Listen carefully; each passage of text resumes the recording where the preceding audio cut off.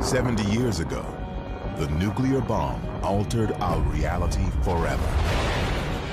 For the first time in human history, we now were capable of our own destruction as a species. The bomb affects everything. It was the opening shot of the Cold War. All U.S. citizens are now going to have to be on high alert. This is a Conrad radio alert. The bomb produces some of the worst psychological tension ever in world history. An international arms race. Confrontations and close calls. Politics, culture, even sex. And there was a kind of thrilling excitement about it. Fire. Entire industries were created to build it. This incredible energy opens limitless horizons. New cameras, film stocks, and techniques devised to photograph it. Now, thanks to state-of-the-art restoration of original film masters, we can see the incredible power of this device in a new way. A technology that has changed human existence forever. The bomb has receded in the public's imagination, but it's still there. We still live in its shadow. Everybody's affected by it. There's no place to hide. It is an environmental issue, it's a political issue, it's a moral issue. It is the most important issue that we face. The bomb.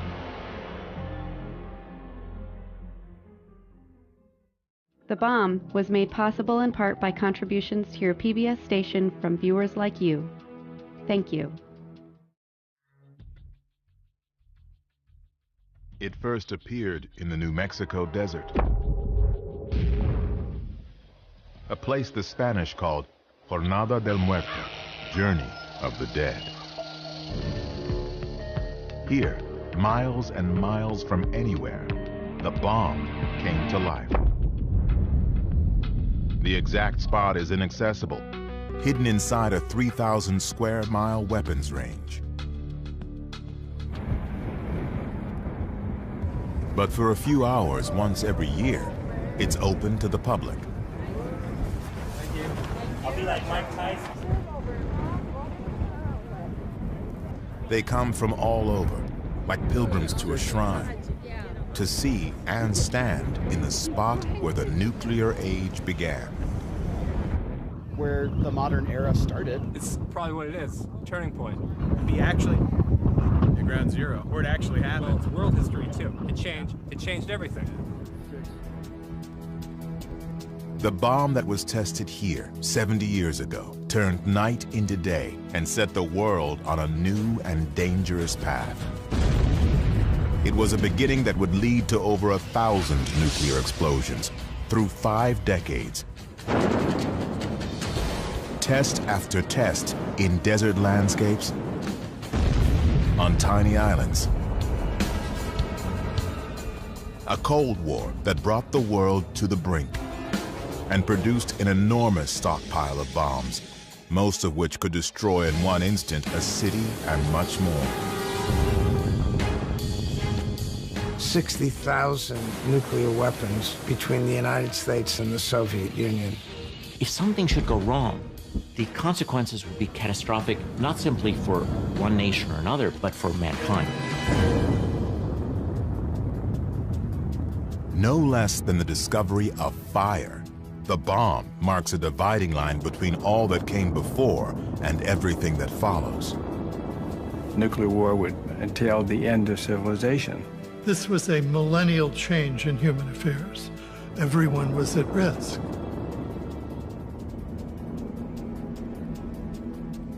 The force that first appeared on this spot, a power greater than we can imagine. Where did it come from? How did it all start?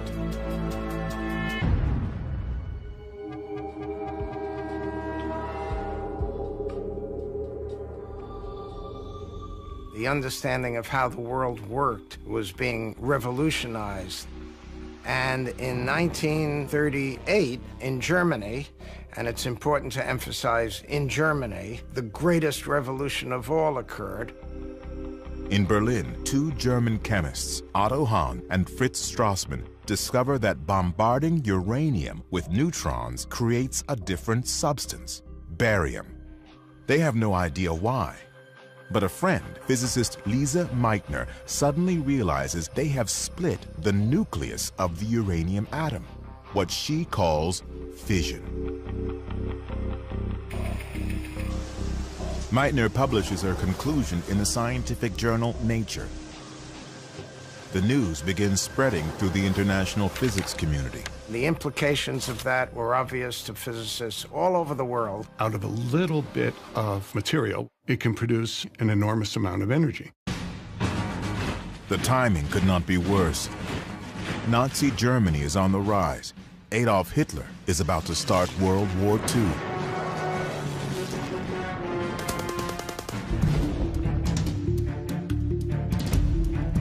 As physicists around the world digest Lise Meitner's news, they quickly realize this discovery, nuclear fission, could determine the outcome of the war.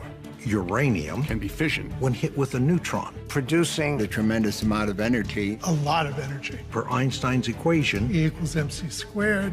Every physicist knew all over the world an atomic bomb could be built by the Nazis. After all, the discovery had been made in Germany. Germany had very good physicists. Maybe Hitler's building the bomb. The threat of Germany getting a bomb first is so unthinkable. Hey, we're in a race with the Germans, perhaps. But so far, the race is only in the scientists' minds. No one else understands the danger of a bomb that doesn't yet exist. Physicist Leo Szilard is convinced the only way to stop Hitler is to get the bomb first. Szilard dictates a letter, a warning about the threat of a Nazi atomic bomb. And he thought that the best strategy would be to get Albert Einstein, the most famous scientist in the world, to sign a letter to the president, Franklin Roosevelt, and get things moving. Szilard's letter and Einstein's fame do the trick. President Franklin Roosevelt authorizes a project to research uranium.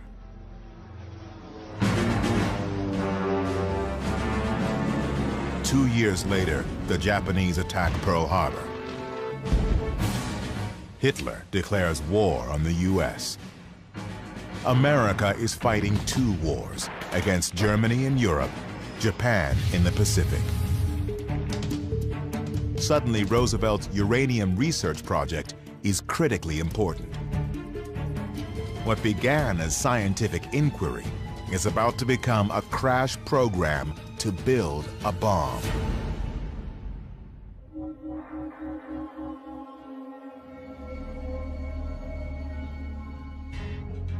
The bomb had its roots in many places, all of them managed by the U.S. Army Corps of Engineers. In this building, on Broadway in New York City, the engineers set up an office. On the 18th floor, the largest government scientific project in history begins to take shape. To keep its real purpose secret, the project is named after the engineered district where it's located, Manhattan. Ultimately, over 500,000 people will contribute to the Manhattan Project. They'll be led by this man, Leslie Richard Groves, Army engineer. Groves has been in charge of building the Pentagon and internment camps for Japanese Americans. Now he's itching for the next step in his career, an overseas combat assignment. Then Groves gets a surprise update from his boss. I have a project for you. And Groves realizes what it is. Oh, no, not that thing. No. He's ready to go overseas, and he's very disappointed. Developing an imaginary bomb based on invisible particles that will probably never work seems like a career dead end. But, hey, you do what you're told. You do what you're told, and you do it to the best of your ability. And he put his foot on the accelerator and never let up. But first, he negotiates a raise. He says, I'm going to have to be a general. I mean, these scientists aren't going to respect me if I'm just a colonel. Now he gets to work. Friday, day 1, purchase 1,200 tons of uranium ore. Saturday, negotiate special top priority rating for the project. Monday, meet with Presidential Science Advisor Vannevar Bush. Wednesday, go to Tennessee. Buy 56,000 acres of land for factories. Next, visit universities and meet scientists. Columbia, Harold Urey. University of Chicago, Arthur Compton. Berkeley, California, Ernest Lawrence. Back to Washington. Groves has put in motion what will become a vast industrial complex in less than 2 months. There's only one thing missing: the bomb itself. It'll be years before there's nuclear fuel ready. The uranium is produced one tiny particle at a time. But when that fuel is ready, Groves will need a design for a bomb that works. And for that, he needs scientists. He's been meeting plenty of them at Columbia, Chicago, Berkeley. No question they're smart, but they just rub him the wrong way. He's a military man, so we've got a clash of cultures here. Groves was a very smart man and knew a lot about a lot of things, but he didn't know much about physics. He also had a pretty thin skin about people looking down on him who had PhDs, which he didn't have. Eggheads. He thinks that these guys are up in the clouds. They're not very practical. Their politics are, for the most part, suspect. They talk too much. What about security here? This is going to be a big secret here. They're blabbing all over the place amongst themselves. They're going to have to be put in shape. Groves needs a scientist he can work with. Someone who can turn theories into a working bomb, and run a lab, and manage a team of the most brilliant and cantankerous minds ever assembled in one place. Against the advice of most of the senior physicists in America, he chose Robert Oppenheimer. Oppenheimer? Oppenheimer ran graduate seminars of 15 people. That was it. He couldn't run a hamburger stand. I mean, he had no administrative record. Groves' security people were totally against Oppenheimer. They were appalled. His wife's a communist, his brother's a communist, his sister-in-law's a communist. And yet, the no-nonsense general senses something in this brilliant dreamer that strikes a chord. Oppenheimer was very good at explaining things. And Oppenheimer explained things so beautifully and so respectfully to General Groves that Groves just was dazzled and decided, this is my man. It was a brilliant decision and insightful. Oppenheimer understood better than any of the others what needed to be done. And Oppenheimer saw in Groves something absolutely essential, which was Groves' ability to get Oppenheimer anything he wanted. Any person, any resources, anything. General Leslie Groves and Dr. Robert Oppenheimer, complete opposites, yet each in his own way a virtuoso, together are made for this moment. The two of them were bound together, and both saw in each other what I call the route to immortality.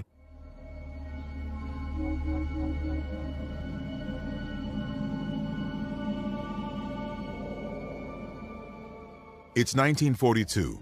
Groves has his lead scientist. Now he needs a special kind of uranium, U-235, the only substance that can make an atomic explosion. Natural uranium, U-238, won't work, and that's a problem. The uranium that you dig out of the ground has only about 0.7% U-235.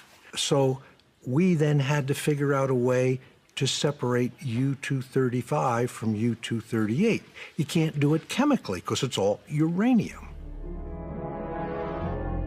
Groves builds a huge complex at Oak Ridge, Tennessee to produce U-235. But it's agonizingly slow. Getting U-235 is not difficult in tiny quantities, but since you have to get them one atom at a time, it is an enormous task to do that. Just one bomb will need pounds of the stuff. Getting it one atom at a time will take years. But chemist Glenn Seaborg finds another option: plutonium. It can be produced faster than uranium in a nuclear reactor. So Groves builds another complex, reactors at Hanford, Washington, to produce plutonium. But all this will take time. And both wars are going badly. In the Pacific, the Japanese captured the Philippines.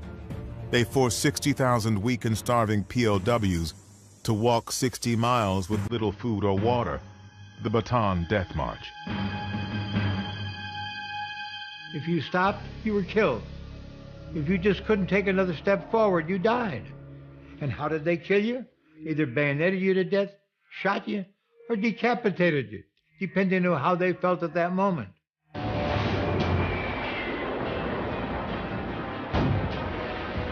The war with Germany is just as bad.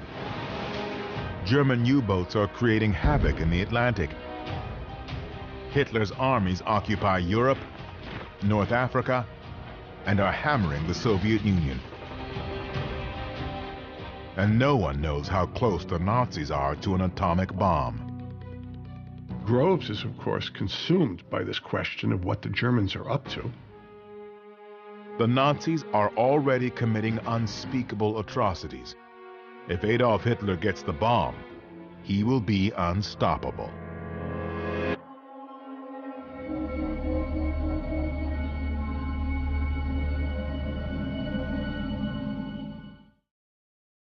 The bomb came out of the minds of men. To create it, they would need isolation, freedom from distraction, and utmost secrecy. Here, deep in the Jemez Mountains, they could think their thoughts, work numbers, follow the equations. Los Alamos, New Mexico, where the scientists worked, was created by and for the bomb. Today, only a few traces of its beginnings remain. An old mess hall, an army barracks, Robert Oppenheimer's house, the main lodge of what was once a private boys' school.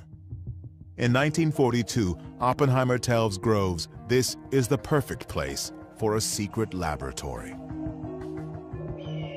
Up on a mesa in the middle of a national forest with only one telephone line to the outside world. It's isolated.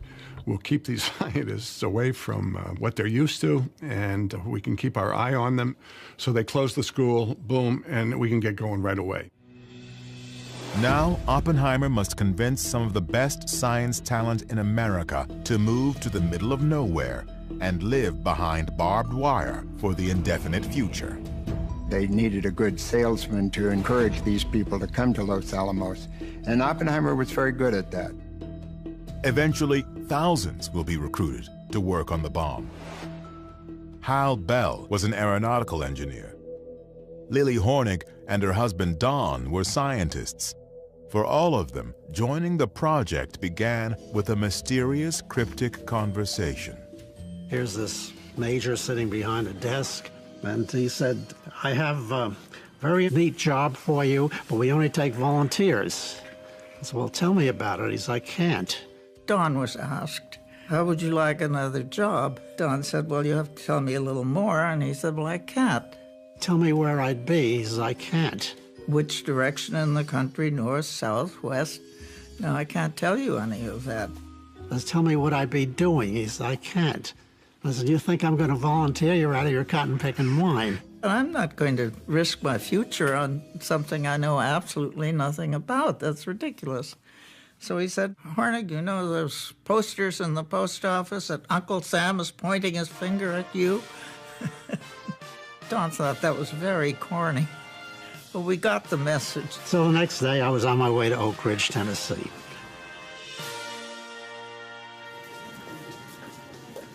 Yet even in the midst of a national emergency, some assets are ignored. The women at Los Alamos ran the schools, the libraries, they did a lot of the calculations, but this was a male environment. Some women do work as typists and machine operators, but of more than 400 scientists at Los Alamos, less than 10 are women. Lily Hornig is one. They said, how fast do you type? And I said, I don't type. And they said, what makes you think you can have a job? I said, I'm a chemist with a master's degree and a year of work experience. And eventually they turned up a job in the chemistry division. So they took some women, but they made it very clear that we were not top drawer. The first lesson everyone learns is secrecy. Officially, Los Alamos doesn't exist. It's called Site Y, or the Hill. The bomb is referred to only as the gadget. You only need to know enough to do your job and no more. And don't be inquisitive about anything more. Everything was hush-hush, go where you're told, and there was no preliminary information given to me. They knew exactly who I was and why I was there, and that was better than I knew. I knew very little about the project. I just picked up rumors about their building balloons up there, submarines. You did not talk about bombs, atoms, uranium. You just didn't say that. My wife didn't know what we were doing. Oak Ridge, Tennessee, where uranium is produced, has been created nearly overnight. This was a town that 1 year before had just been a farm and suddenly was a large city with 70,000 people, houses, streets. Los Alamos, New Mexico is far more remote and much less developed. One of the scientists here, Hugh Bradner, has a movie camera. The Bradner home movies offer a rare glimpse of life at Los Alamos. The films are remarkable because they exist at all. A look inside the most secret facility in the world, hidden deep in the remote West. Many of these people had come from, urban academic places, and here they were living a rather primitive life. The living conditions were rough Western. You could turn on the water tap and worms were as likely as water to come out. There was mud during the rainy season. On the other hand, there were parties, and Oppenheimer was a great lab leader, and the punch was spiked with 100% lab alcohol. So it became exciting. Their average age is 25, and they know their work may be the only thing that can prevent a Nazi atomic bomb. I came to this country at the age of 12 from Hitler, Germany, and my motivation was very much tied to that. All of them were told that they could shorten the war through their efforts, and that was enough to know at the time. By spring 1944, they have a design. It resembles a gun. 2 chunks of nuclear fuel will be slammed together, creating a critical mass and a nuclear explosion. It's simple, but there's not enough fuel to test it. Uranium production is so slow it will take years to make enough for just 1 bomb. Since plutonium can be produced faster, it is the key to making multiple bombs. The success of the entire project depends on making plutonium work. But when physicist Emilio Segre gets the first tiny sample of plutonium from Hanford, he makes a devastating discovery. A plutonium gun bomb will melt, not explode. The gun-type plutonium bomb will not work. It was a disaster. There was just enough uranium for one gun bomb. If you couldn't use plutonium, there would only be one bomb. Maybe this whole $350 million is going to go for naught because plutonium won't work. Oppenheimer really considered resigning from Los Alamos at that point. It's a dead end. Los Alamos scraps the plutonium gun design and starts over. After years of work, they can only count on one uranium bomb. It's summer 1944. The Allies have invaded France, but the outcome is still in doubt. Nazi scientists are introducing frightening new weapons. The world's first jet fighter, a cruise missile, and a supersonic rocket. They could be close to an atomic bomb. We knew they were working on it, but we didn't know how far along they were. The war could be lost if Germany got it first. In Los Alamos, they've got a new approach, a possible way to use plutonium: implosion. Usually an explosion is outward. This time they're going to push a ball of plutonium and compress it. Taking a ball of plutonium and using explosives to compress it might be impossible, but it's their only hope. That was the greatest problem at Los Alamos, how to make plutonium work. They reorganized the laboratory, and there's a crash program for implosion. Chemist George Kistiakowsky from Harvard is brought in to work the problem. Kistiakowsky will spend the rest of 1944 and beyond experimenting desperately trying to make implosion work. As complex and daunting as implosion is, Kistiakowsky and his small team will not be nearly enough. They turn to the British, who send some of their scientists to Los Alamos. Groves wanted all of them vetted for possible security infractions. And the British said, no, they're okay. We'll take care of them. Among the new arrivals is a quiet and strange refugee from Germany. His name is Klaus Fuchs. He was a very good physicist. He made interesting suggestions, very cooperative, but a sort of an odd guy, and he made me uncomfortable. Although no one seems aware of it, besides being brilliant and odd, Klaus Fuchs is a dedicated communist. In a few short years, his presence at Los Alamos will come to haunt Groves and Oppenheimer.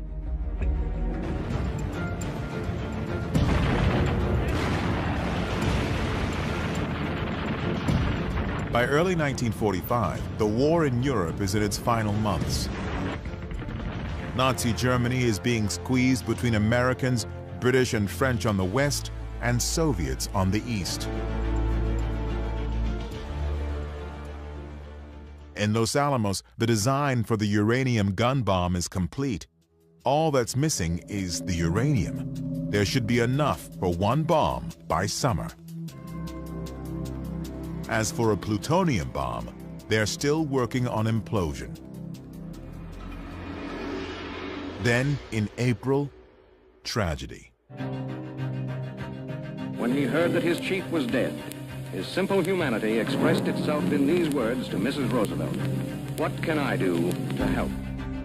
Now, ultimate authority over the bomb falls to Harry Truman. My duties and responsibilities are clear. I have assumed them. But there is one enormous responsibility that's not at all clear. Incredibly, Truman has never even heard of the bomb. He's got this responsibility that he really didn't know about. because Franklin Roosevelt didn't tell him. He had been the vice president for 82 days. He had met once with Roosevelt, essentially for a picture. Oh, by the way, here, you're in charge of a project that could end human civilization. Thank you very much. In May, Germany surrenders. The war in Europe is over. Hitler and the fear of a Nazi atomic bomb, the very things that gave birth to the whole project, are gone.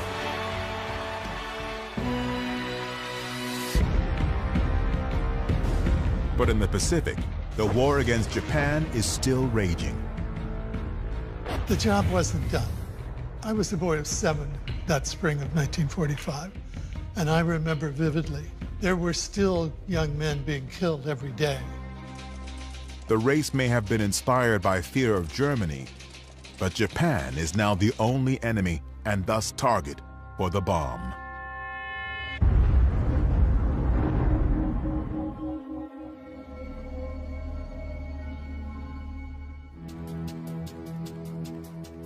The very first bomb was called the Gadget.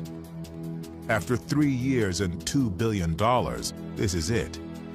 A 6-foot sphere filled with batteries, electronics, explosives, covered with cables to set it off and measure what happens. At its center, a grapefruit-sized ball of plutonium, the core. If this thing works, the world will never be the same. Everything comes down to a test in the New Mexico desert, code-named Trinity.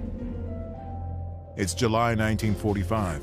They've been preparing for months, putting in roads, shelters, and bunkers, miles of cable. It's the biggest science experiment in history. If it works, they'll set off the world's first atomic explosion. No one has any idea what that will be like. They need to measure, record, photograph everything. Radiation levels, shock waves, temperatures, all unknown. All must be documented.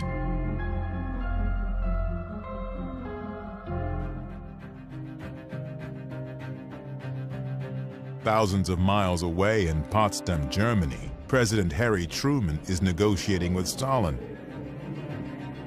Does he have an atomic card in his hand? It all depends on the Trinity test. Back in New Mexico, George Kistiakowsky has discovered a problem. It looked as if the bomb might be a dud. Since they had poured the explosive and it was hot when it was poured, there was the possibility there would be bubbles in there. So Kistiakowsky decided he had to fill those bubbles with liquid explosive. Now Kistiakowsky must drill holes in the explosive and carefully fill each bubble. The outcome of the test depends on his fix, and there's no way to know if it will work. There was a test on July 14th, a full-up explosive test, that went really bad, which then made him worry even a little bit more. They are out of time. All they can do is press on and hope. They'll hoist the bomb to the top of a 100-foot steel tower. They pile mattresses under it, just in case. Thousands of people, years of work, are on the line. The last crucial piece, the grapefruit-sized plutonium core, a $350 million box, is delivered by car from Los Alamos. In Potsdam, Truman waits. The test is scheduled for tonight. It begins to rain. We're going to have to postpone this thing. So there's great nervousness. Most everybody really had a knot in their gut about all the electronic connections and there's a zillion things could go wrong. The weather looks bad, but Groves refuses to give in. And Groves becomes his own weatherman here and decides, we're going to have this test at 5:30. It looks as though it might clear just enough to get the test in. Dawn was just beginning to break. we heard the countdown. 10 seconds. It's July 16th, 1945. 3 years, hundreds of thousands of people, the futures of Groves and Oppenheimer. Their careers involved. There's $2 billion spent. 7. Unproven science, a president waiting, a chance to end the worst war in history. 3. Will it work?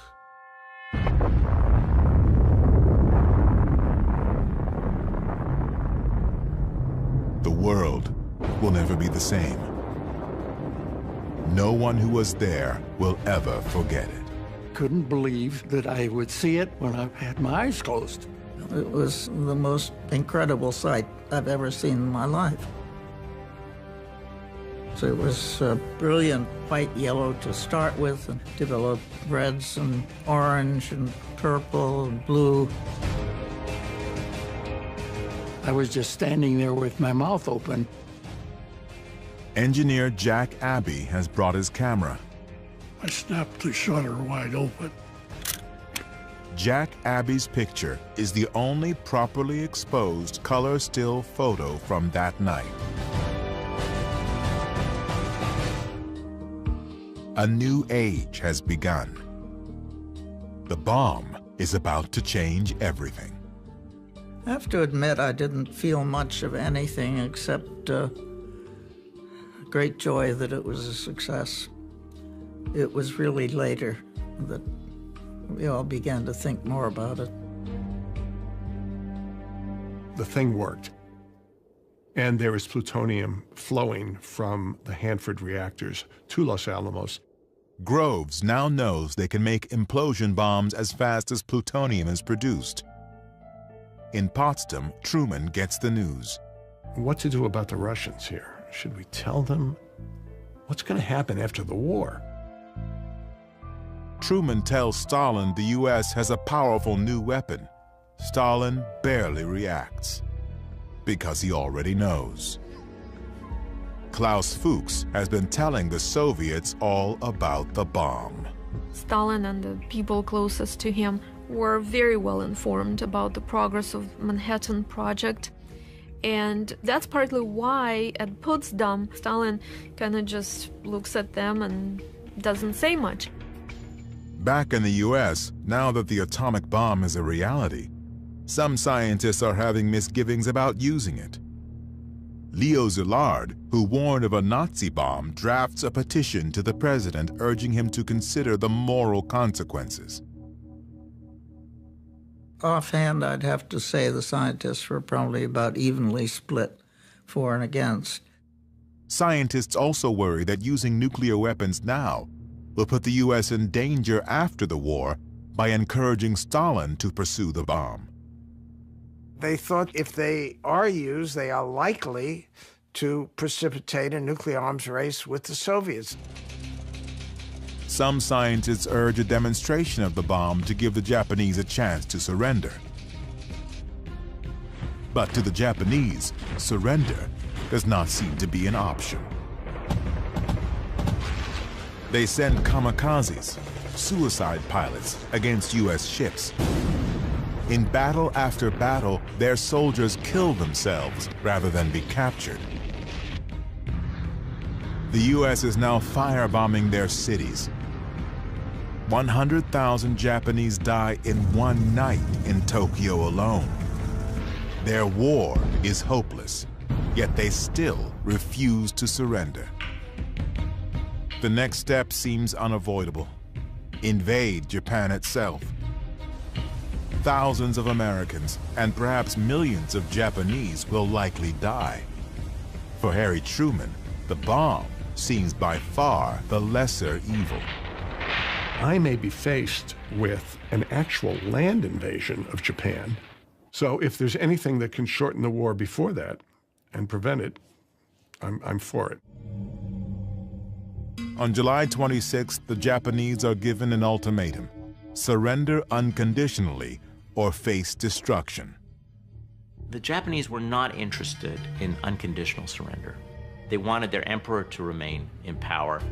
They wanted to oversee their own war crimes trials. They did not want U.S. occupation of the home islands. The Japanese reject the ultimatum. Now, all the pieces fall into alignment. Japanese leaders who cannot bring themselves to stop. A massive science project that has spent $2 billion racing to create the bomb. A president facing a horrific battle who suddenly sees an alternative.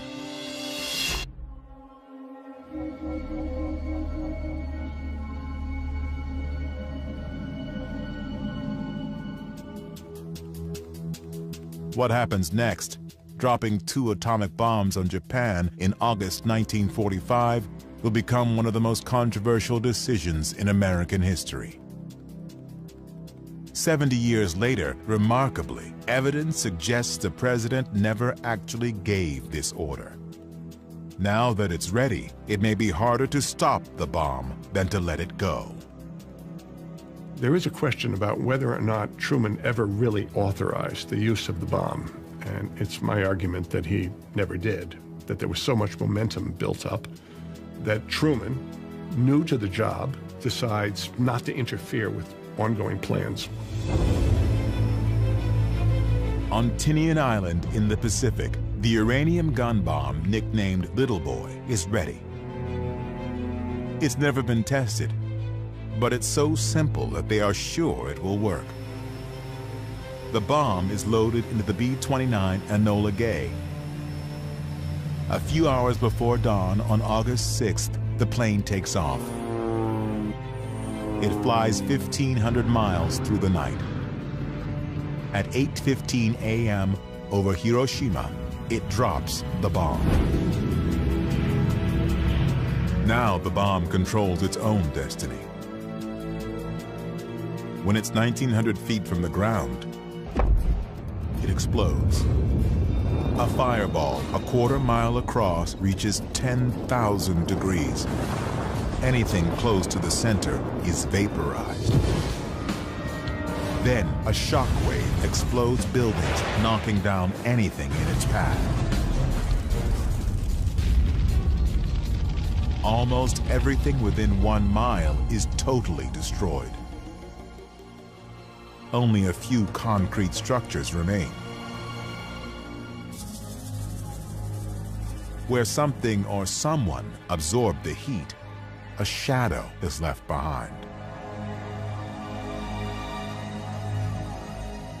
At least 80,000 people die.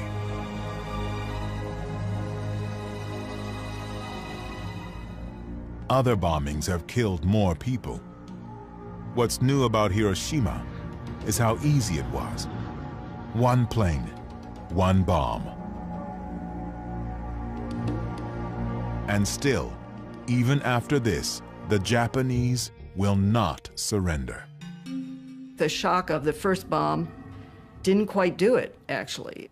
They couldn't even at first accept that Hiroshima had been bombed. The Japanese have their own plan to end the war. Behind the scenes, they have been secretly talking to the Soviets, hoping the Russians will broker a deal with the US, a conditional surrender. But 2 days later, the Soviet Union declares war on Japan. Now, the brokered conditional deal the Japanese hoped for is dead.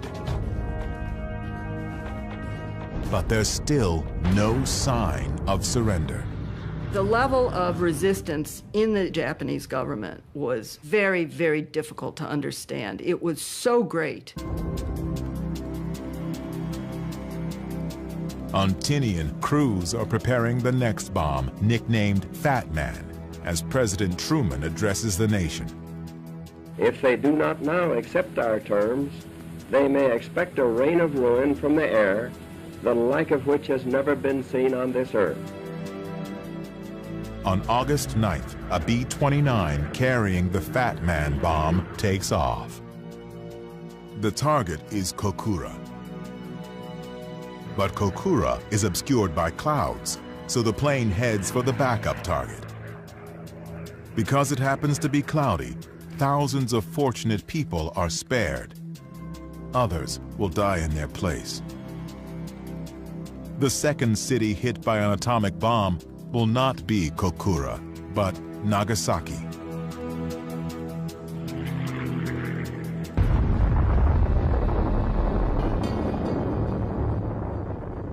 Nearby in POW Camp 17, Lester Tenney sees the explosion. We saw this tremendous cloud rise, and it was the most unusual thing. It seemed to have a pedestal, and we had no idea what it was.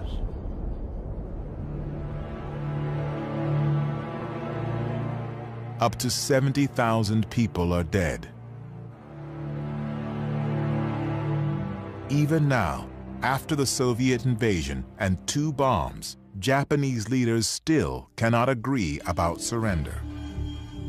The Russians invade them, they still do not surrender. The second bomb was dropped, and then the emperor decided to surrender. Even then, the Japanese army did not want to. Nothing speaks well for the Japanese. Nothing. The emperor and his advisors were callously uninterested in the lives of their citizens that were being lost. They just did not care about how their people were suffering. While the Japanese leaders try to make up their minds, Groves is planning more atomic attacks. The orders for the bomb are to keep using them as made ready, that very important phrase. So the bomb after Nagasaki if necessary, and a bomb after that if necessary, and a bomb after that if necessary. They will drop atomic bombs as fast as they are built, 3 or 4 a month. And finally, Truman said, enough. No more until the president authorizes them. Finally, the day after Nagasaki, Japan agrees to surrender on one condition. They keep their emperor. I have received this afternoon the unconditional surrender of Japan. Truman agrees, though he calls it unconditional. No qualification. That was Japan's hope, was to surrender conditionally, to have some say in how it would happen. In POW Camp 17, the prisoners sense something's up, but they don't know what. Lester Tenney tries a daring experiment. Speak to a guard without bowing. Now, if you saw a Japanese guard 2 blocks away, you better stop, turn to him and bow, or you're beaten. And so I went outside and saw the Japanese guard right out there. And I just walked up to him, and in my best Japanese, I just said, "Konnichiwa, Tomodachi." And I never did stop and bowed. And he stood at attention. And within a matter of 5 or 6 seconds, he bowed to me. He bowed to me. The war is over. The war is over, period. Just exactly like that. On September 2nd, 1945, Japan signs the surrender documents. World War II is over. The war was finally over. We were so relieved. It's official. It's all over. It's total victory.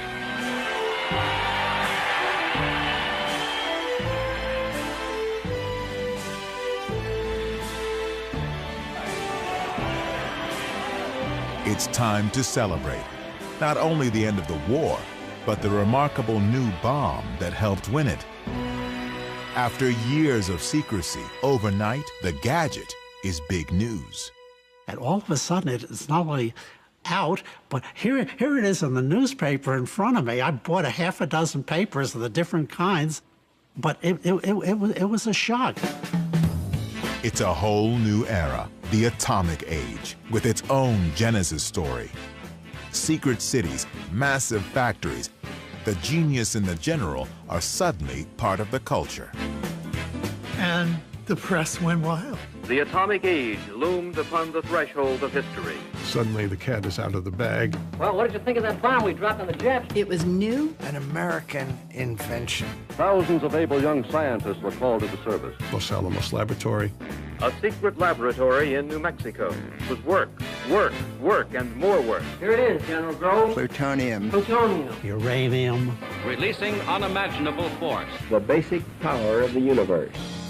And at the center of all of this, Robert Oppenheimer, Father of the atomic bomb.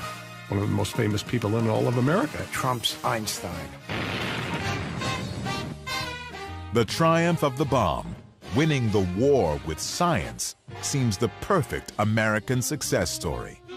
Good thing it was dropped, ended the war, saved American lives, end of story.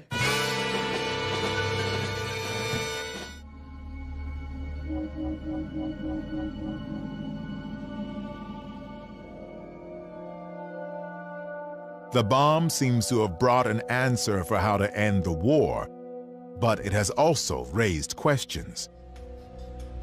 The question right away became, when are the Soviets going to get a weapon? When are they going to get the bomb? Scientists who warned about Hitler having the bomb now worry about the US and Soviets getting into a competition to build more and bigger bombs, a nuclear arms race. Little do they know, it's already too late. The race started the minute Stalin saw pictures of Hiroshima. Suddenly, this project that's on paper comes to reality, and the destructive possibilities of this bomb were made clear. The Soviets felt very vulnerable, and that spurs Stalin into action. It's after the Hiroshima and Nagasaki bombing that Stalin creates the crash program to catch up and create the Soviet nuclear weapon. The Soviets have an invaluable head start, thanks to espionage. Not one, but two scientists at Los Alamos are spies. Klaus Fuchs, who was German, and another spy who was an American, a graduate student at Harvard named Ted Hall. Having two independent sources inside Los Alamos is an incredible espionage coup. Well, imagine when Apple was designing the iPhone, and if Apple's competitors had two people in the room with Steve Jobs, listening to Steve Jobs work through the various difficulties and snags. They don't have to make the mistakes that Steve Jobs is making. That's what made Fuchs and Hall so valuable and so extraordinary in the history of espionage and in the history of science. No one in the US has any idea how close the Soviets are to getting the bomb.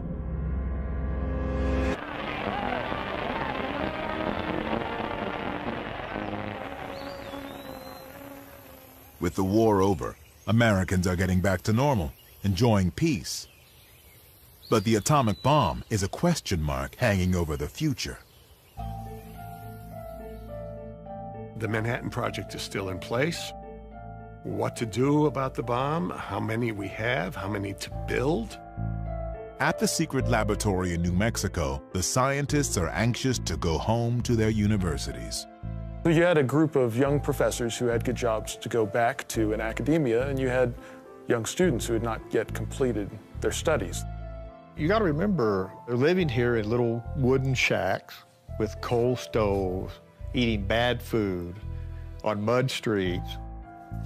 So as soon as the war ended, everybody left. The town dropped from 4,000 people to like 1,000 people in just a matter of weeks. Robert Oppenheimer, whose vision created Los Alamos, is one who leaves. The lab he built now seems destined to fade away.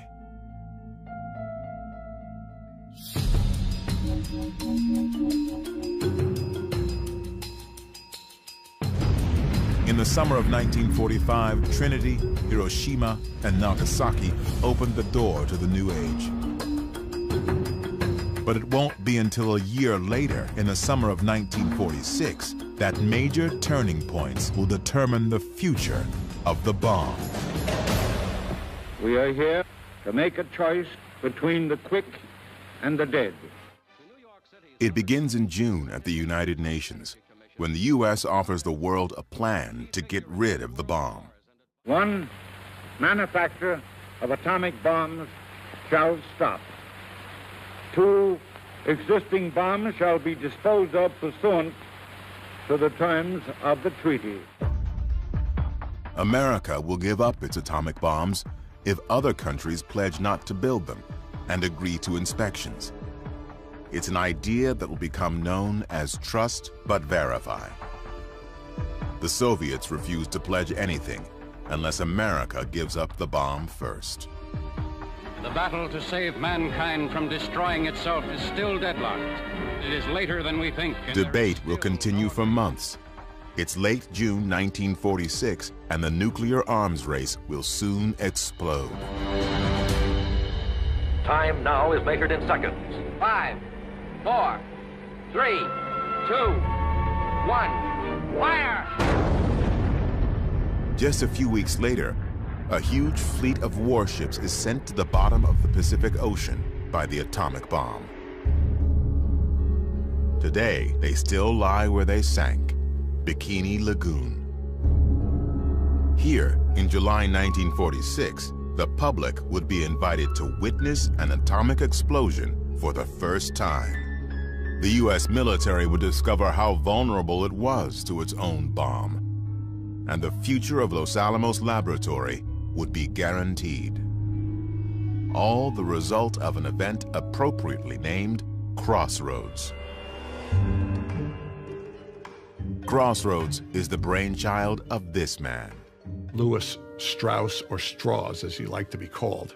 A curious figure of a man who had been a shoe salesman and had made himself very rich. And then he was an admiral in the Navy, but he never sailed a ship. Extremely politically ambitious. Strauss is worried about the Navy. How will the new atomic bomb affect its future? Historically, what did we have in the country? We had an army and a navy. What does the bomb mean for each of them? It's the thing to have. It's a winning weapon. Everybody wants it. But only the Air Force has it. And in 1946, the Air Force is still part of the Army. People have been arguing that the Navy's obsolete. Now, Air Forces will control how wars are fought and won. The traditional line in the Navy during the Cold War was, remember, the Soviet Union is our adversary, the Army is our enemy. Louis Strauss thinks he has the perfect answer to the Navy's problem.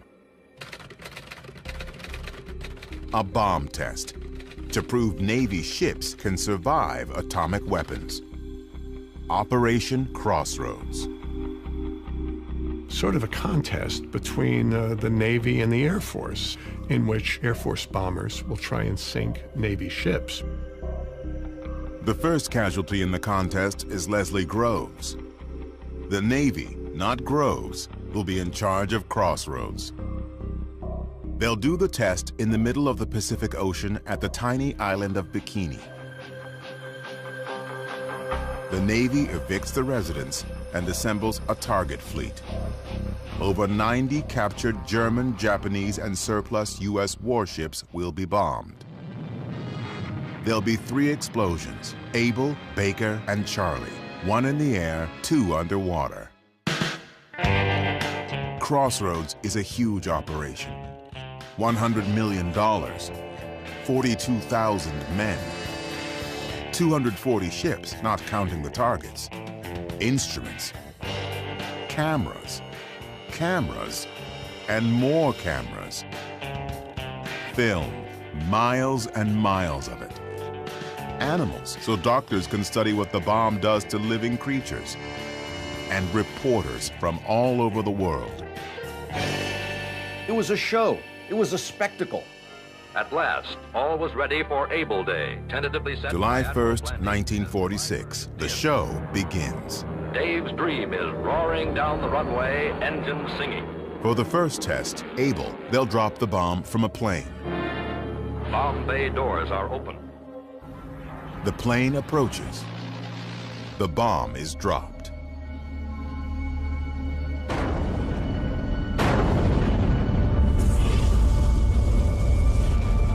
Unfolded are a myriad of majestic, startling, and awesome effects, a panoply that only the cameras can record in faithful detail. The bomb, the same Fat Man model dropped on Nagasaki, has a force of 20,000 tons of TNT. B-17 drones flown by remote control are sent into the mushroom cloud to take measurements. It's the first nuclear explosion to be witnessed by the public. But the public is 18 miles away, and after all the buildup, I'm a bit disappointed as to the size of the flash. You didn't see ships flying through the air, and the first reaction was, the atomic bomb, not such a big deal. 3 weeks later, a second test, Baker. This time, the bomb will be underwater. The scientists think it's a terrible idea. They warn that exploding an atomic bomb underwater will create a witch's brew of radioactivity, releasing enough plutonium to poison the entire armed forces of the U.S. They knew what was going to happen when you set off an underwater explosion. It was going to make a lot of contamination. But I guess they lost out to Admiral Blandy. Navy Admiral William Blandy is the man in charge of Crossroads. And from the start, he's got a PR problem. I am not an atomic playboy, as one of my critics labeled me, exploding these bombs to satisfy my personal whim. Many considered it a boondoggle. The bomb will not start a chain reaction in the water, converting it all to gas and letting all the ships on all the oceans drop down to the bottom. There was a tremendous amount of pressure, I think, on the Navy to try and convince the public that this was worthwhile. Bikini Atoll and Baker Day, the underwater explosion of the 5th atomic bomb. The bomb and instruments are set into action. Aboard the Los Alamos firing ship, nerves are stretched to the breaking point. 5 radio control circuits will set off the blast in this prelude to push-button warfare. 3, 2, 1, fire.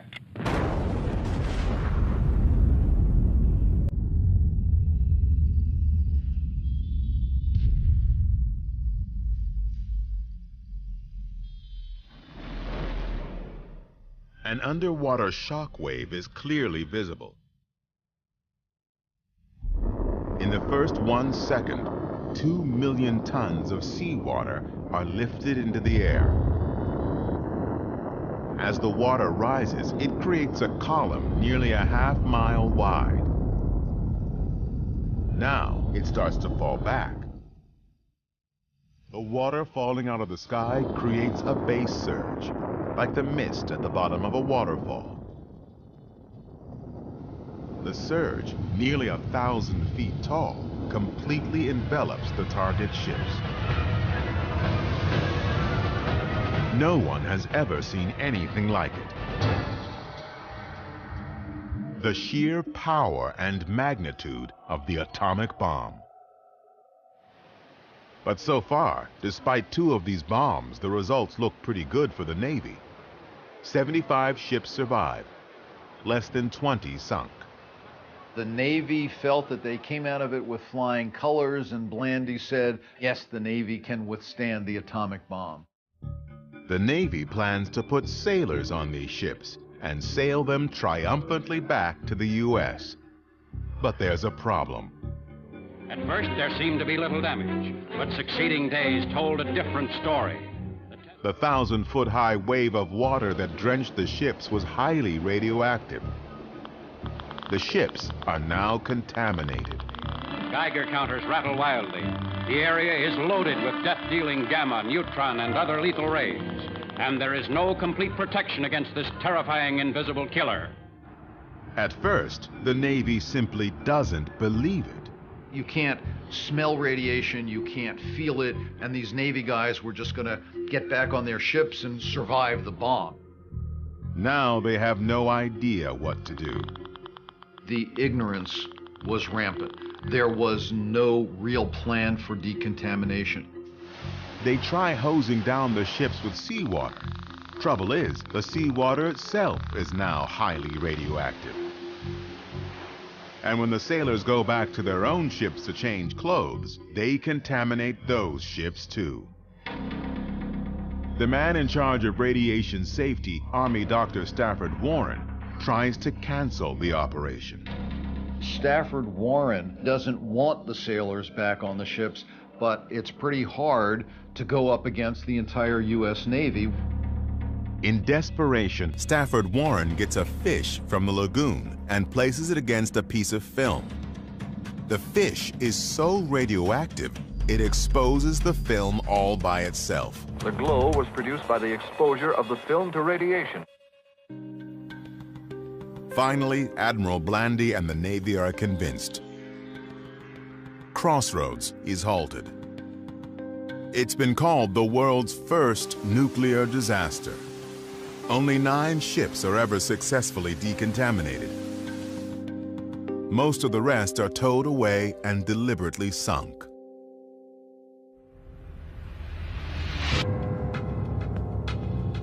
The Air Force will remain the primary keeper of the bomb for now.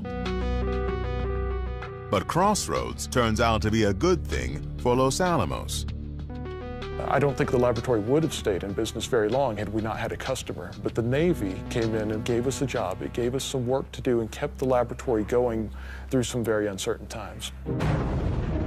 After July 1946, Los Alamos Lab will grow, building and testing more and more bombs over the coming decades.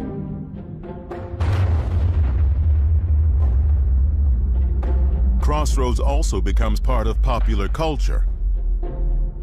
Even today, the Baker shot remains the most enduring single image of the power of the bomb.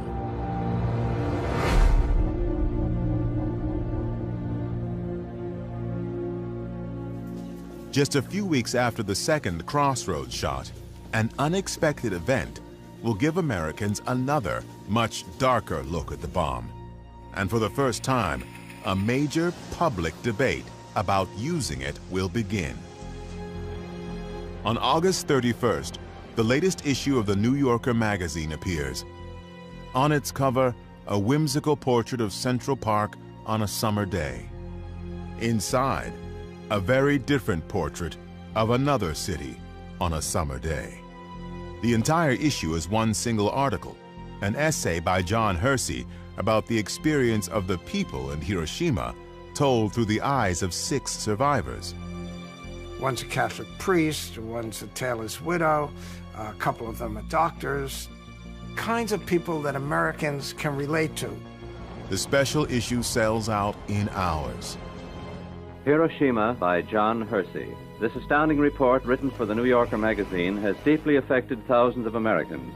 Radio networks in England, Canada, Australia, and the U.S. preempt regular programming and do live readings by actors. This chronicle of suffering and destruction is not presented in defense of an enemy. It is broadcast as a warning that what happened to the people of Hiroshima a year ago could next happen anywhere.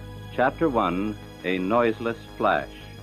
At exactly 15 minutes past 8 in the morning. No one had ever seen the consequences of a nuclear bomb. And the knowledge of what this meant doesn't really soak in until afterwards.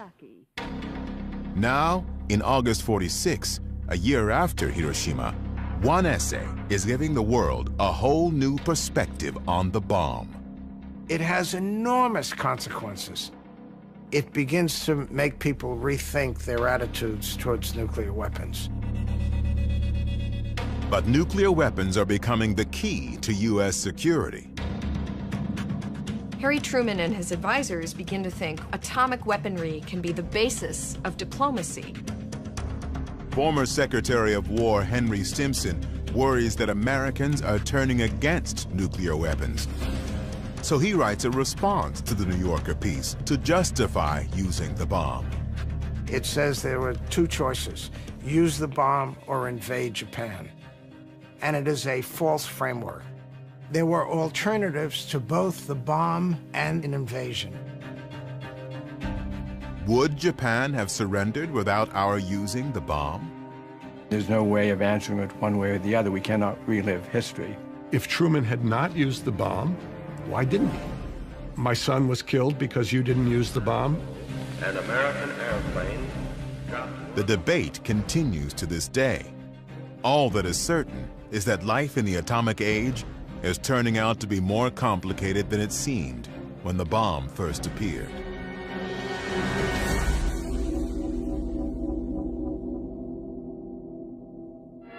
Yes, the atom is on its way to brighten our towns and to help manufacture our most dependable and indispensable household servant. The public flocked to atomic exhibits in search of understanding. The bomb had a certain kind of mystique, both terrifying and awe-inspiring. And that was the whole other side of the atomic age. X-rays and medicine and atomic power and all these things that are going to contribute to the good life. The atom has come to town. Atomic power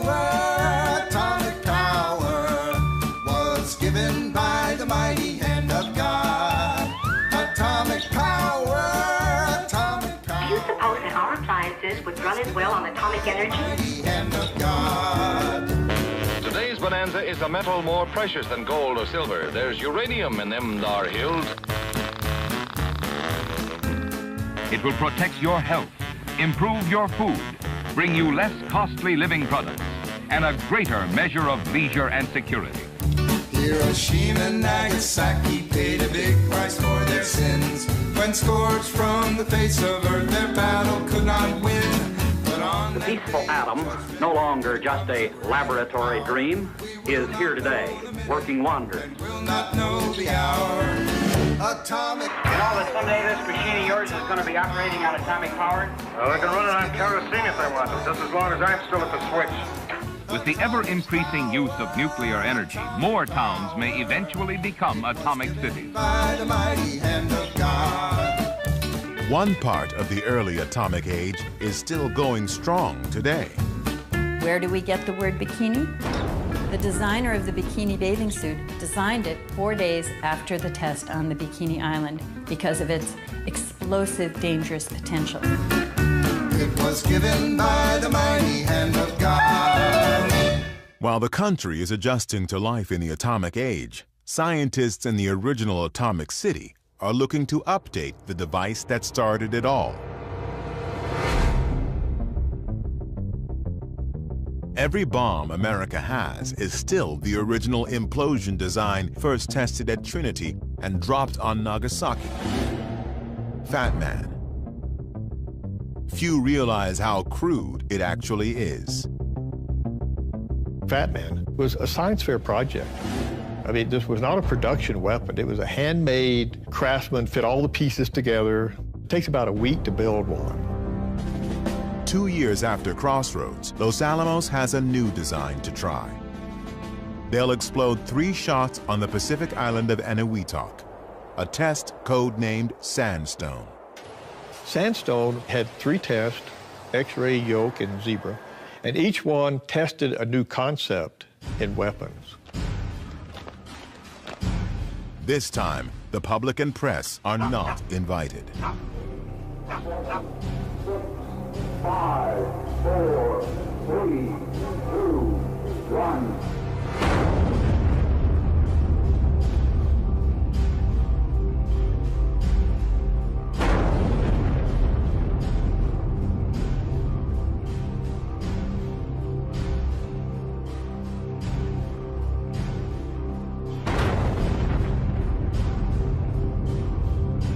Sandstone is the end of an era.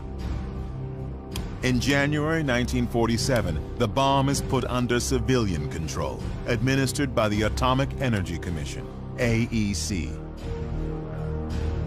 They replace the handmade Fat Man with a new model, the first mass-produced nuclear weapon. And they open a new lab to build the bombs Los Alamos designs. It's the beginning of America's nuclear weapons complex, a massive juggernaut that will drive bomb making and testing for decades, through multiple administrations to the end of the Cold War.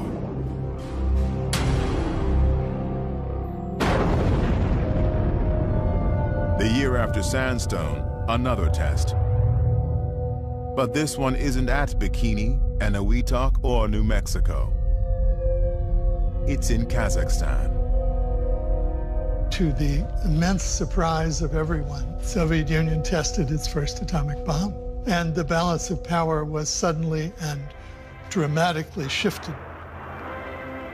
Testing the atomic bomb in the Soviet Union was very important because this is about balancing.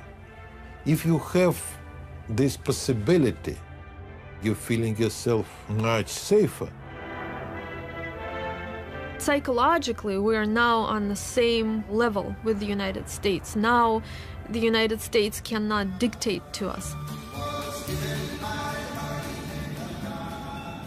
If the power of the atom was God's gift to America, well, now he had given it to our enemy too.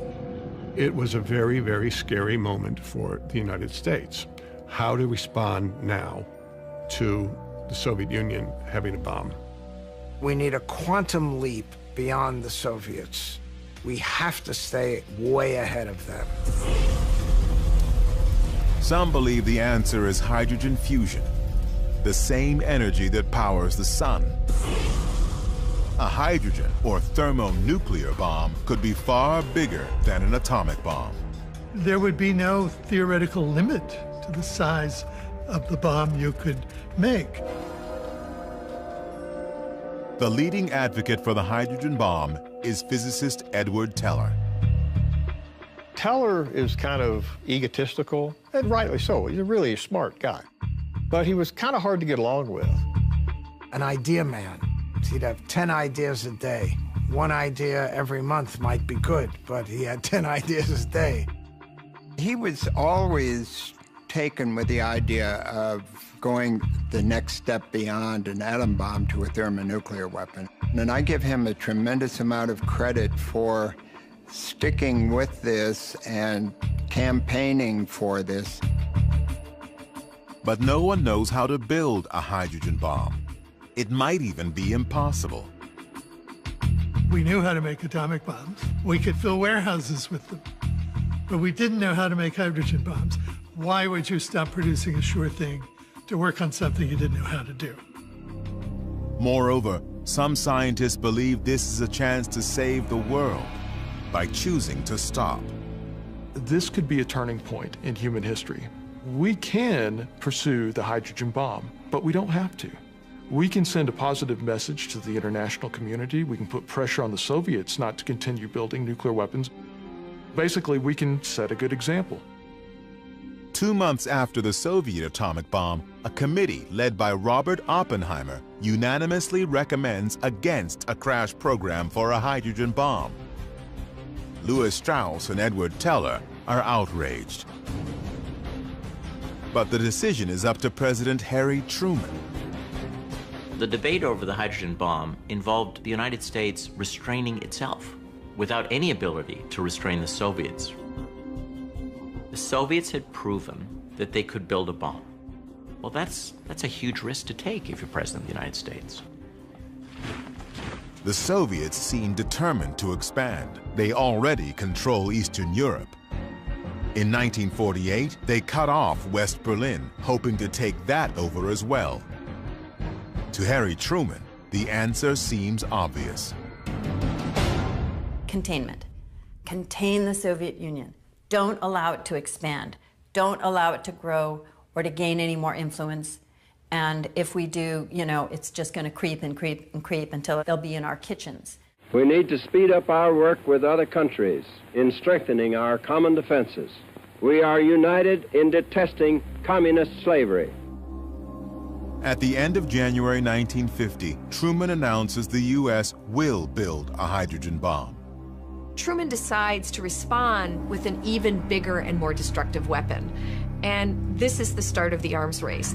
This is the start of the escalation that will last for decades. Just days after Truman approves the H-bomb, physicist Klaus Fuchs, who worked at Los Alamos, is arrested for spying. It suggested that this was sort of a leaky system, and we had to plug the leaks. It was a shock, and this was one of the first major events that set in motion the era of McCarthyism and the Red Scare.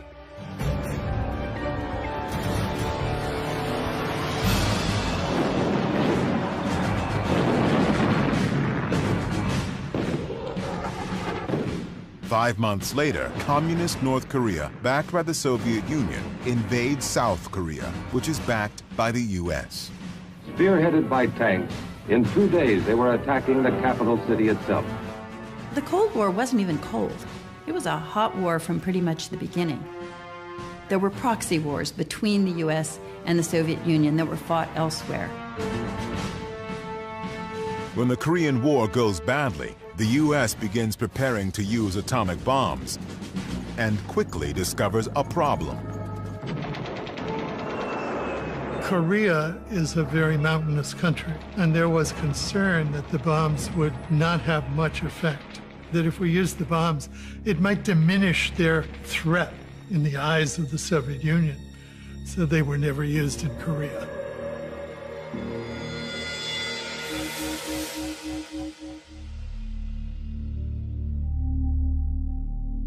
As the Korean War drags on, the Soviets are doing atomic tests with bombers.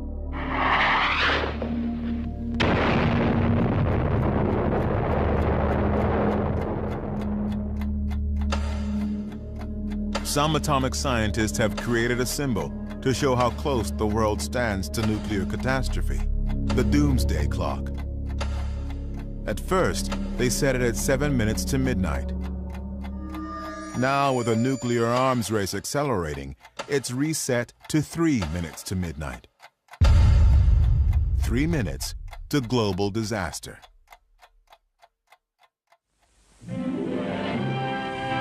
With the threat of Soviet bombers carrying nukes, Americans have to adjust to a new reality.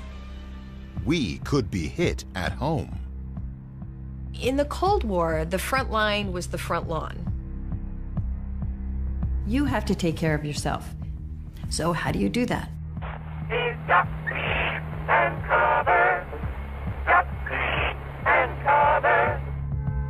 You could duck under a desk, you could take shelter in your basement, and survive this. Our Congress leaves the responsibility for the personal initiative of each of us. The government does tests to see what would happen to typical Americans. We begin with the question of shelter, for shelter might save our lives if we were far enough away from ground zero. They put a family of mannequins dressed in JCPenney clothing inside a suburban ranch home. And they furnished it, they put food in there, canned goods, and they blew them up. 5, 4, 3, 2, 1.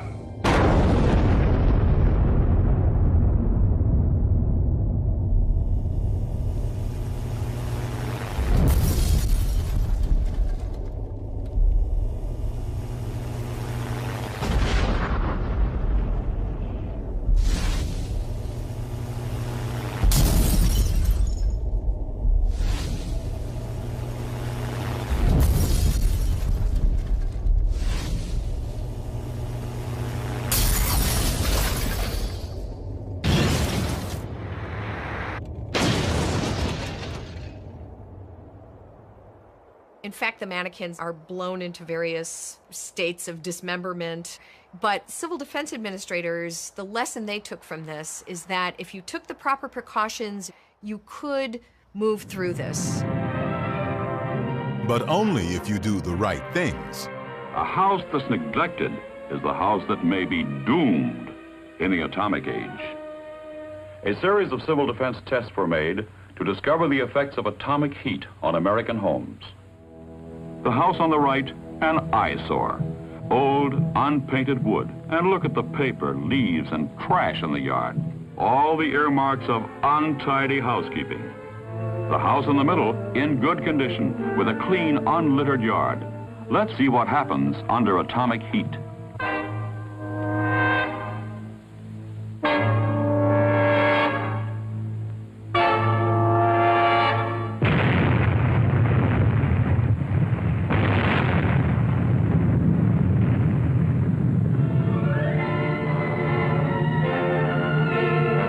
On the right is the first to ignite. The trash serves as kindling for the dry, weathered wood. The lack of fire-safe housekeeping has doomed this house to destruction. The house in the middle, cleaned up, painted up, and fixed up, exposed to the same searing atomic heat wave, did not catch fire. The point was, if you clean up your yard and you don't have debris and things like that, you too can survive a nuclear blast. It is your choice. The reward may be survival. And it's your responsibility, not the government. The government can't do it for you. You have to take care of yourself.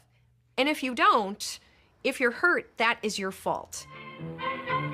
And just cleaning up may not be enough. You may have to do some remodeling. Well, folks, I'm glad you could come down to see my fallout shelter. Just finished painting it last night. This room can be put to other uses as well. Yes, Walt. You could use this as an extra bedroom for company. It really was the beginning of a kind of militarization where everyone is expected to be prepared. Thick, heavy walls and ceiling protect against radiation. The thicker, the better. It's this preparedness culture. Well, this finishes my fallout shelter. So what is civil defense about? Really, it's a domestic theater for purposes of diplomacy. Civil defense supported that idea that nuclear weapons should be the basis of American foreign policy, and in that sense, it was useful. We'll learn how to save lives so well it won't be worth your while to drop any bombs on us. If our adversary thinks that the society can survive, it means that our threat to use nuclear weapons is more credible.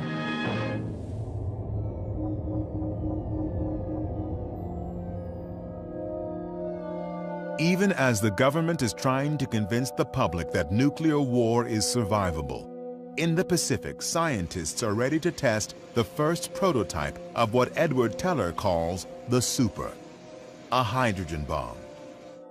The test is secret, but documented in a now declassified government film. If everything goes according to plan, we'll soon see the largest explosion ever set off on the face of the Earth. The device is more science project than weapon, not so much a bomb as a building. The liquid hydrogen fuel must be chilled to 400 degrees below zero, so part of the bomb is a refrigeration plant. The whole thing weighs over 70 tons, all to see if the thermonuclear concept will work. This is the first full-scale test of a hydrogen device. If the reaction goes, we're in the thermonuclear era. It is now 30 seconds to zero time. Put on goggles or turn away. Do not remove goggles or face first until 10 seconds after the first light. 3, 2, 1, teaser.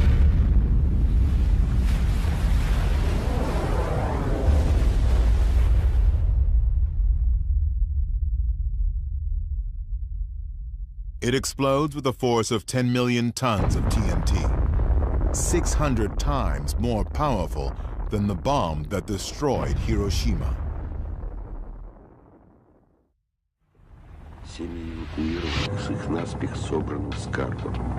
Just 9 months later, the Soviets explode their first hydrogen bomb.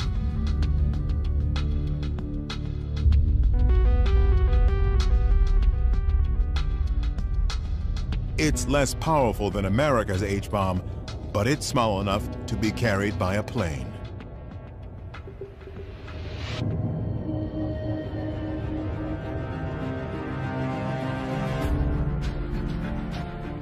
The Soviet Union has solidified control in Eastern Europe, acquired the atomic bomb, supported a war in Korea, and now has a deliverable hydrogen bomb. The U.S. is in the midst of a Red Scare, a quest to root out anyone who can be blamed for communist success. In this climate of fear and recrimination, Robert Oppenheimer is about to become a target, the victim of Louis Strauss. He is a horrible, horrible person. Really one of the evil men in this story.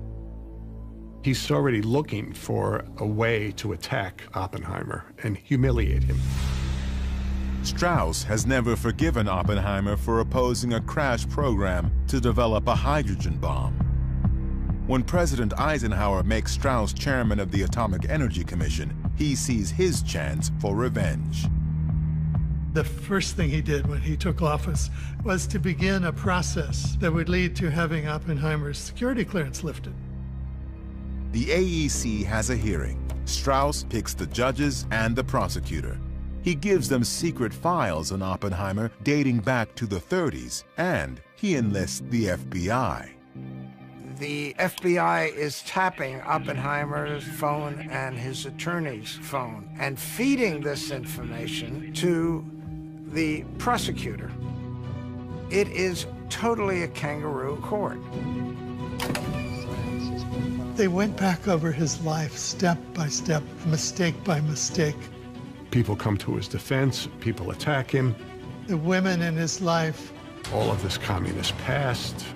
And Oppenheimer got smaller and smaller and smaller, sitting in this hard chair in the middle of the security hearing. The moment of truth comes when Edward Teller is asked, "Do you believe Oppenheimer is a security risk?" And Teller very cleverly never said, "Yes, I do." What he said was, "I would feel more secure if Oppenheimer were no longer asked to advise the government." And with that, he drove in the final nail.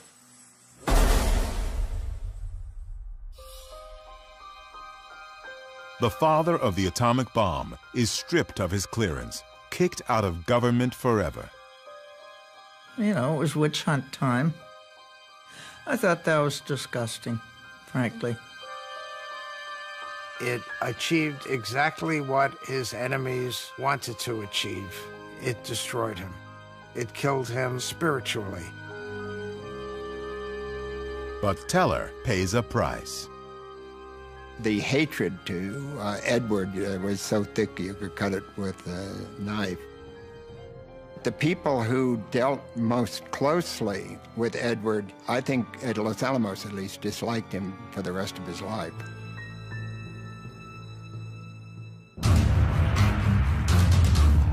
Even as the AEC is going after Oppenheimer, in the Pacific, another test. America's first practical H-bomb. If it works, a deliverable thermonuclear weapon.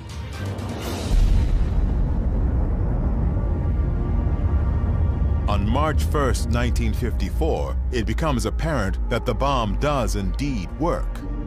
Only too well. Because of design errors, it's twice as powerful as predicted. 15 megatons, equal to 15 million tons of TNT. Approximately 1,000 times as powerful as Little Boy. This is a massive, massive weapon.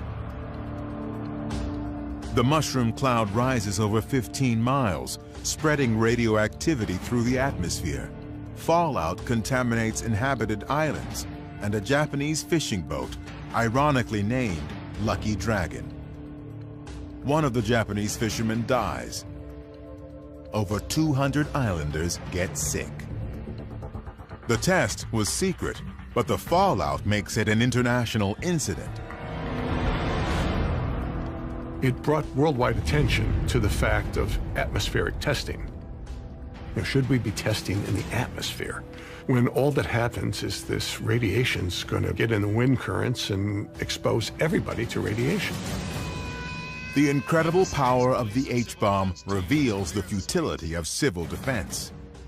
The concern before the hydrogen bomb was, could we take shelter? What the hydrogen bomb tests reveal is that that is inadequate. There may be no safety except run. It was estimated over 4 million would have died in New York City.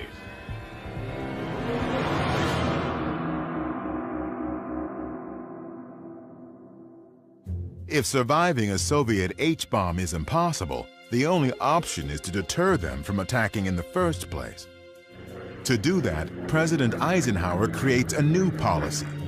Any Soviet aggression will be met with massive nuclear retaliation delivered by the Strategic Air Command, SAC. The Air Force maintains part of its bomber fleet airborne at all times, prepared to proceed to specific targets. SAC is led by Curtis LeMay. LeMay realizes that the bomb has forever changed war. He saw very early that wars would last for days or even hours. And everything had to happen right up front.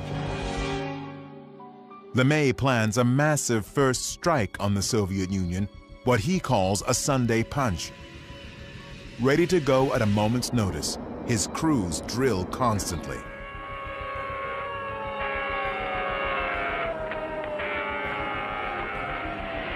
B-47s and B-52s taking off from bases throughout the free world.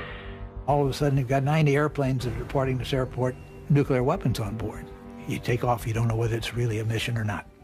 Everything is so classified. You won't get those code instructions until you're airborne.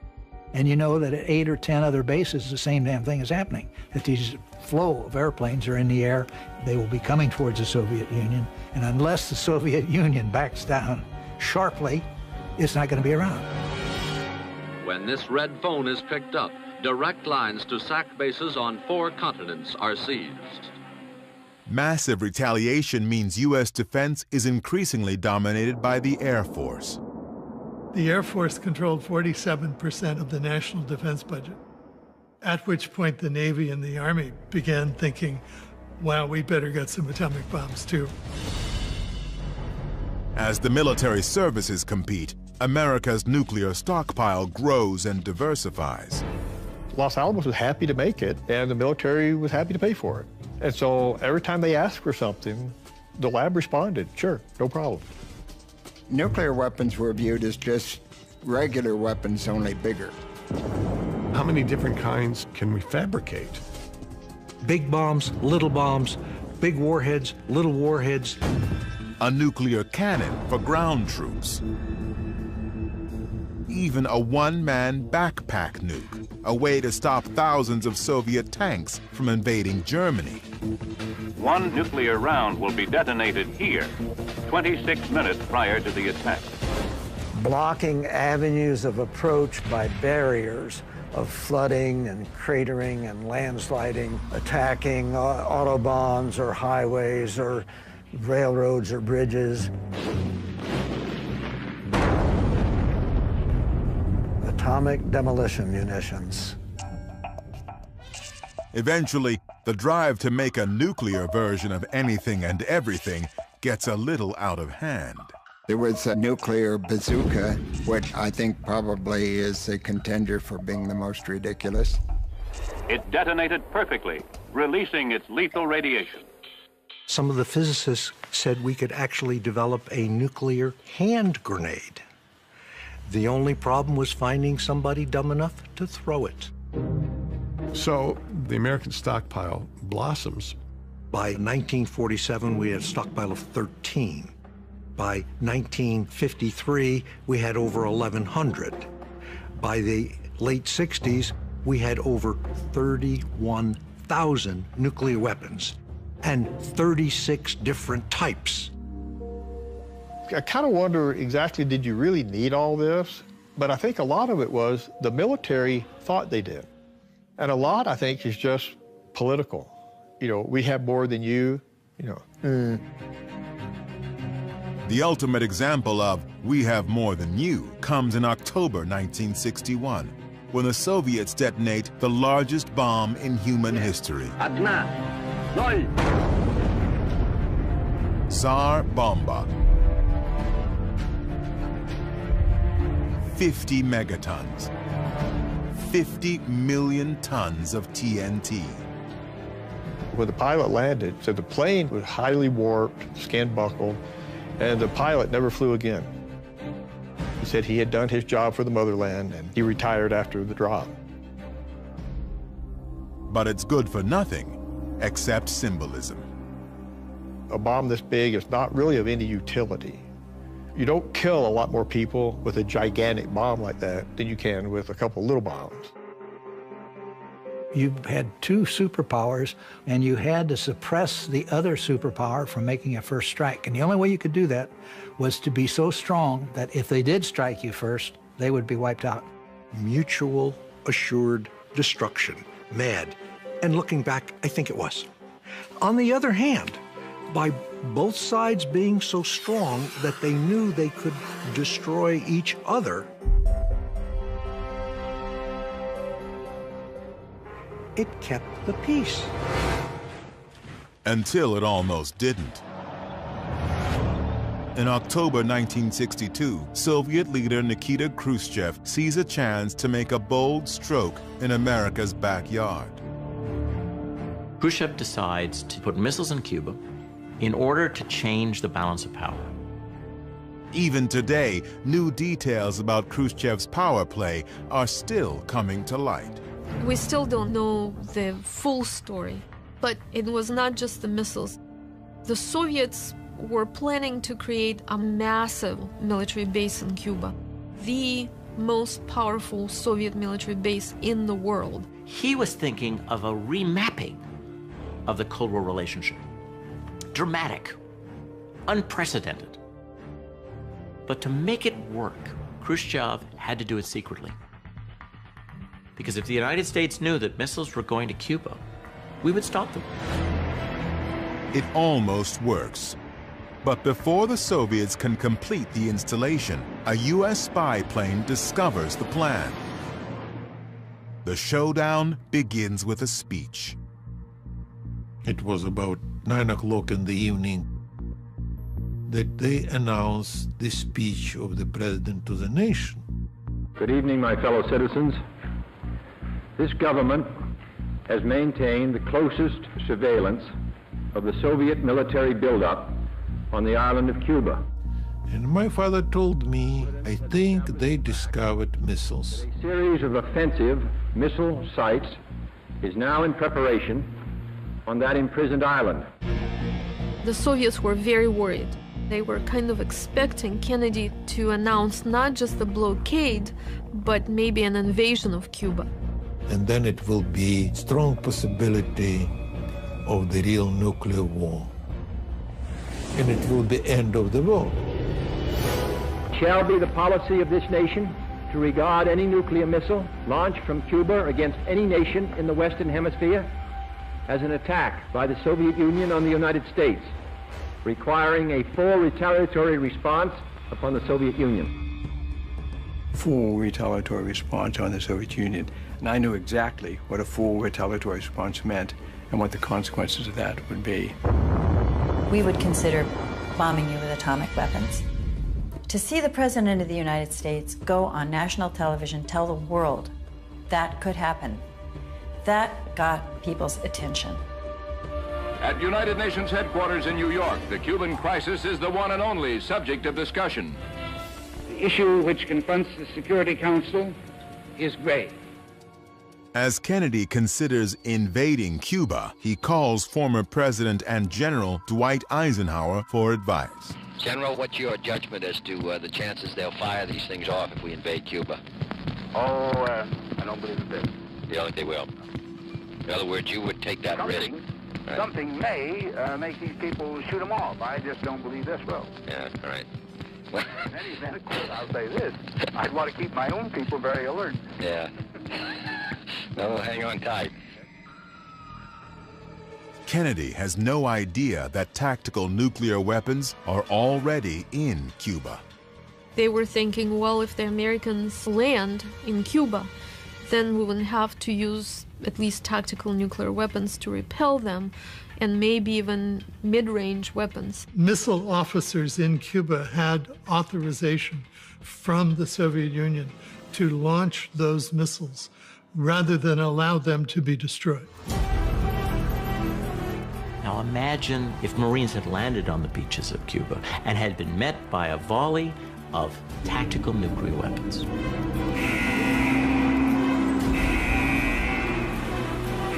Very scary days. I truly thought we were going to war. Really, every time I went into that office during the day, I thought it was going to be my last day on Earth.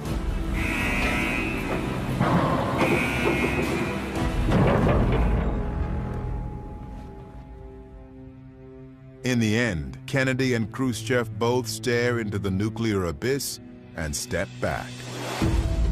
Two leaders took control of this crisis.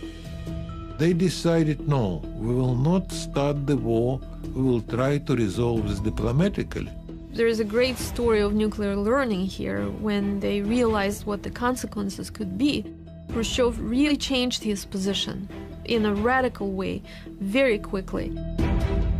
Khrushchev withdraws the missiles. In return, Kennedy secretly agrees to remove U.S. missiles along the Soviet border. Cuban Missile Crisis was a much closer call than I think people to this day really realize. Both sides were behaving really recklessly. But once they saw what the real danger looked like, then both of them made concessions and became very reasonable. And you can even say that the Cuban Missile Crisis began the process of arms control. As President of the United States, I now sign the instruments of ratification of this treaty. 9 months after the missile crisis, the US, Soviets, and Britain agree on the first test ban treaty, which bans nuclear tests in the atmosphere, in space, and underwater. And within a year, the first direct hotline is established between Washington and Moscow.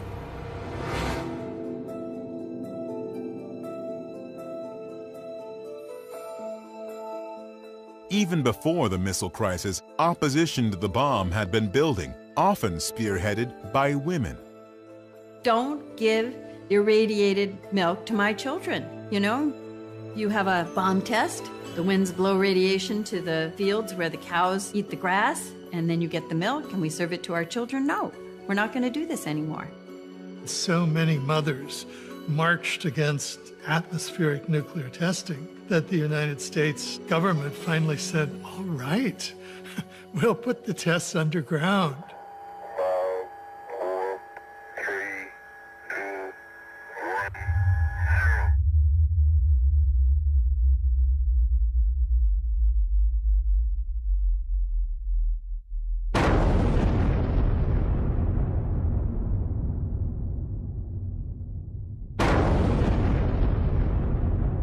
Underground tests also explore the potential to use the bomb for landscaping on a gigantic scale, possibly excavating road cuts, harbors, canals. The testing that began in 1945 and continued through 1962 included over 200 nuclear explosions.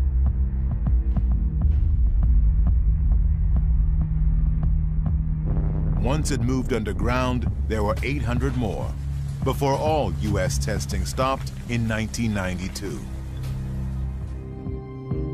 But moving testing underground was only the first step. Books and films began to explore what nuclear war and its aftermath would mean. Grim dramas like On the Beach, Failsafe, the dark satire of Dr. Strangelove, No Nukes, a groundbreaking concert, film, and rally. The Day After, a television movie that draws 100 million viewers and becomes a major cultural event. And War Games, which cautions that in nuclear war, the only winning move is not to play. Slowly but surely, the public is leading the leaders. What began in 1963 with the first test ban treaty leads to other agreements, attempts to slow down the buildup of nuclear weapons. By 1986, Ronald Reagan is president, George Shultz is Secretary of State.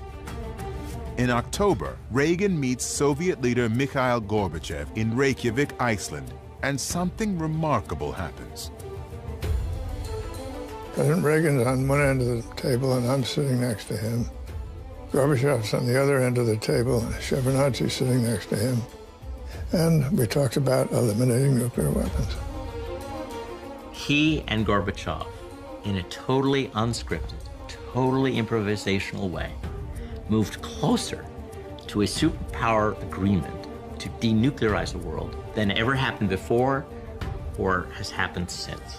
Such a dramatic moment where two presidents of these superpower enemies suddenly find this common platform, common wish. But the common wish to get rid of the bomb ultimately proves impossible. The sticking point is a new U.S. technology called Star Wars, promoted by Edward Teller. It was a technology the Soviets did not have, and it was a technology that they felt could be used to make it impossible for the Soviets to have a nuclear deterrent. And Gorbachev was not able to accept that. The Cold War is thawing. 3 years after Reykjavik, the Berlin Wall comes down. In 1991, Mikhail Gorbachev dissolves the Soviet Union, all without the bomb being used. We got out of it with the skin of our teeth. We had a couple of close calls along the way. And I think, we were lucky. These two countries were able to end the most dangerous, the most protracted confrontation in history. At the height of the nuclear arms race, the U.S. and Soviet Union together had over 60,000 nuclear weapons. It's absolutely insane. And when we get enough distance from this, people will look back on it as a moment of humanity's most extraordinary insanity. It was an overkill by 5,000% on both sides. It was stupid, it was wasteful. It would have been the ultimate catastrophe, and yet it worked. The bomb is what keeps this whole cycle a Cold War, not a hot war. Without the bomb, at some point, we would have been fighting each other. The legacy of the bomb was that it really changed the nature of global politics. It was just a whole new ballgame. The bomb brings the understanding to the politicians that now you cannot win the war, because if you will start the war, you will lose more than you will gain. Today, besides the U.S. and Russia, 6 other nations also have the bomb, plus South Africa, which had it and got rid of it, and Israel, which will not confirm or deny having it. We don't have control over them or what they might do with it. The scariest one is India and Pakistan. Some experts believe even a limited nuclear war between India and Pakistan would be catastrophic for all of us.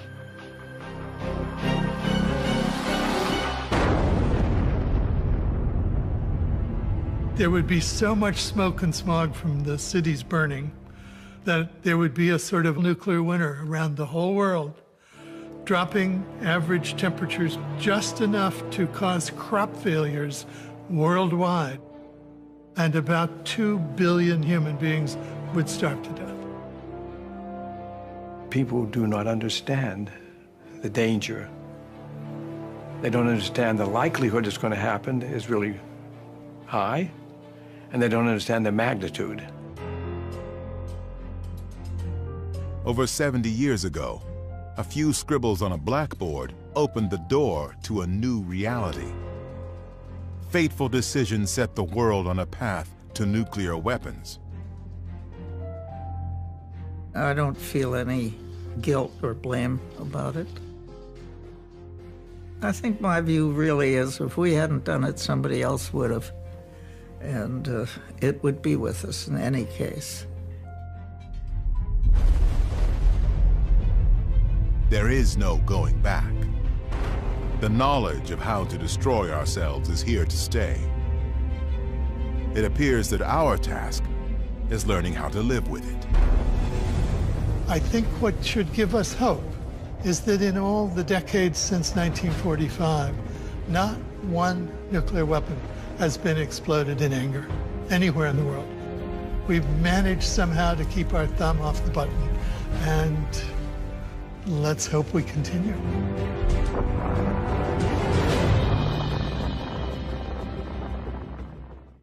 The Bomb was made possible in part by contributions to your PBS station from viewers like you. Thank you.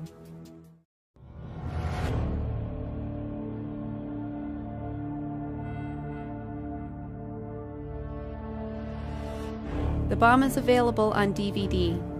To order, visit shoppbs.org or call 1-800-PLAY-PBS.